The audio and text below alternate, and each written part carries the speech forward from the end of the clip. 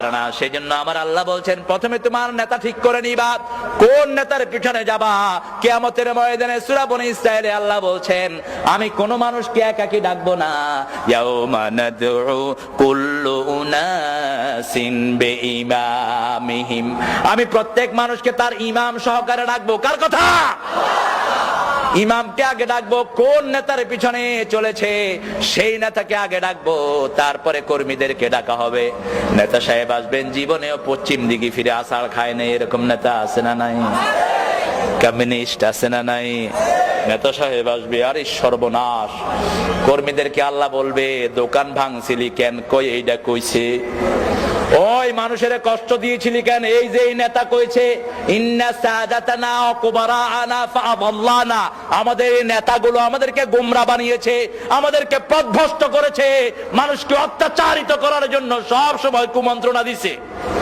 নামাজের কথা বলে নাই, রোজার কথা বলে নাই, মানুষের উপরে ইহসানের কথা বলে নাই। কথাগুলো কোরআন শরীফে আছে না নাই? এবার নেতাগুলো কি জবাব দিবে সেটাও সূরা ইব্রাহিমে আল্লাহ তুলে দিয়েছেন। আল্লাহ বলছেন নেতাগুলো সেই দিন বলবে ফালা তালুমুনি, পড়েন ফালা তালুমুনি ওয়ালুমু আনফুসাকুম, আমাদেরকে বৎসরা দিও না, আমরা তো তোমাদেরকে কোরআন দিয়ে ডাকি নাই, হাদিস দিয়ে ডাকি নাই, সাহাবীদের চরিত্র দিয়ে ডাকি নাই, নবীদের কথা দিয়ে ডাকি নাই, কোন মুমিনের উপমা দিয়ে ডাকি নাই।